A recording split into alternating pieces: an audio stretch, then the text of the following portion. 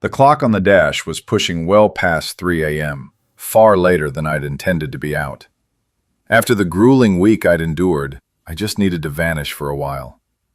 I'd intentionally steered onto one of those desolate stretches of asphalt where the horizon is swallowed by endless rotting cornfields. I was chasing the silence, the kind of isolation that lets you finally hear your own thoughts.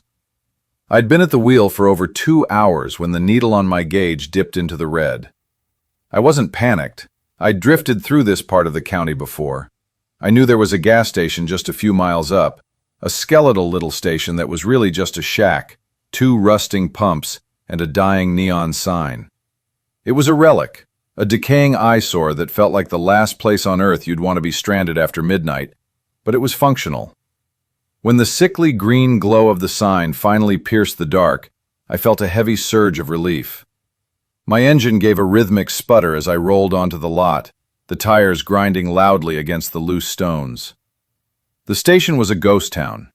The only other vehicle was a battered, primer-gray sedan slumped against the side of the main building, looking like it had been abandoned for a decade. I killed the ignition, and the sudden absence of the engine's hum left my ears ringing in the stillness. The overhead fluorescence groaned with a low-voltage buzz, flickering rhythmically as if the power itself was gasping for air.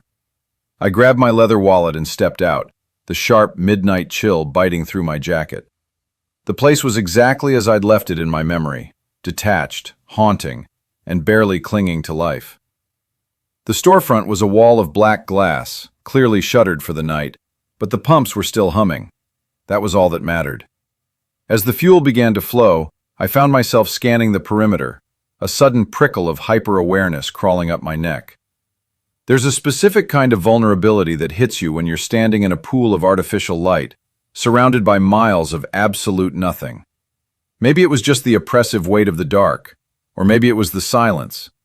Regardless, a cold knot of dread began to tighten in my gut.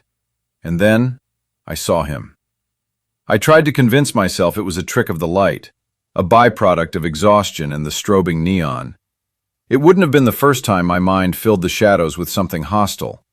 But the more I stared, the more the shape solidified.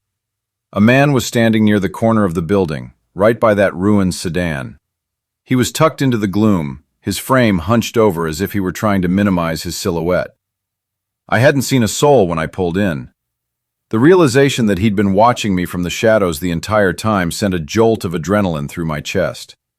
I tried to look casual, keeping my gaze low, but my heart was hammering against my ribs.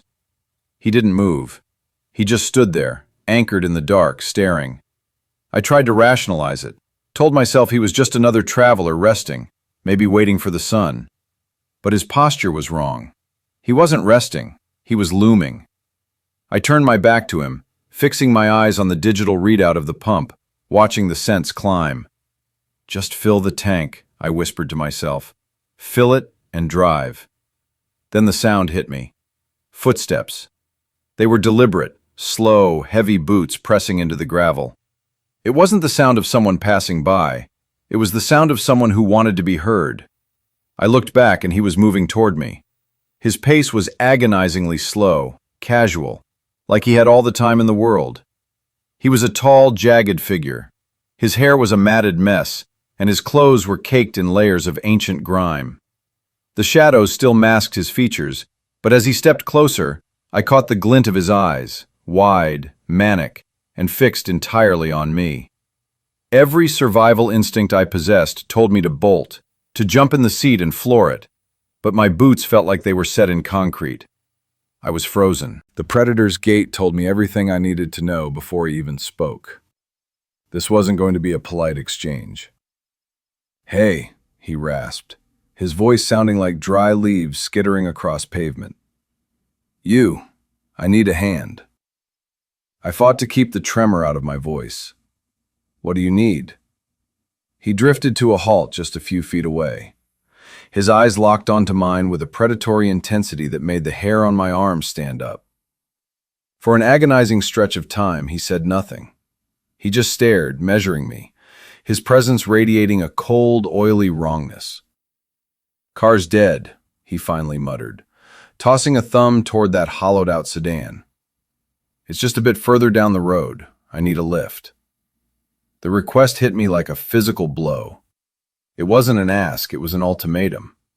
My pulse was a frantic rhythm against my eardrums. I can't. I managed to stammer, my throat tight. I'm on a strict schedule. I have to get moving. His eyes narrowed to slits, and a slow, distorted grin spread across his face. It was the kind of smile that didn't reach the eyes, a mask of friendliness stretched over something jagged. Come on, friend. It's right around the bend. Won't take 5 minutes. Every nerve ending in my body was screaming at me to bolt, to abandon the pump and disappear into the night. But those unblinking, glassy eyes held me in place. I felt pinned, like an insect under a microscope. I really can't help you, I said, my voice rising in a desperate attempt at firmness. I'm already behind. Maybe someone else will pull in soon.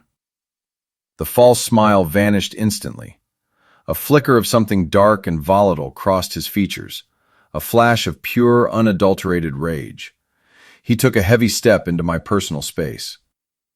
So you're just going to leave me rot out here? He whispered, his voice dropping into a dangerous guttural register. What, you think I'm a liar? You think I'm some kind of threat? I backed away until the metal of my car door pressed into my spine. No, it's not that. I'm in a hurry, that's all. He took another step, closing the gap until I could smell the stale, metallic scent of him. You think I'm going to hurt you? In that second, the world narrowed down to a single point of terror. My brain stopped processing excuses and flipped into survival mode. Adrenaline flooded my system, making my vision sharpen and my hands go cold. I'm sorry, I said, my voice cracking. I just don't have the time. I didn't wait for a rebuttal. I wrenched the nozzle from the tank, fuel splashing onto the gravel as I fumbled with the cap. My fingers were useless blocks of wood, shaking so violently I could barely function. I could feel his gaze burning into the side of my head, the tension in the air thick enough to choke on. Hey, he roared, the sound echoing off the rusted canopy of the station. Don't you turn your back on me. I didn't look. I couldn't. I practically dove through the driver's side door, slamming the lock home in the same motion. My hands were trembling so fiercely I missed the ignition twice, the key scraping uselessly against the plastic. Please, I prayed. Not now. The engine finally turned over with a desperate growl. I slammed the shifter into gear and floored it, the tires screaming as they fought for traction on the loose rocks. I didn't slow down until the station was a pinprick of light in the distance. I glanced at the rearview mirror. He was still standing exactly where I'd left him, bathed in that dying fluorescent glow. He didn't run. He didn't even move.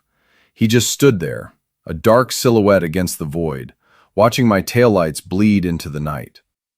I didn't take my foot off the gas pedal until I had driven far enough, pulling into the bright, neon-soaked lot of a 24-hour diner. I sat there for 20 minutes, my hands gripped so tightly on the steering wheel that my knuckles turned white, waiting for the shivering to stop.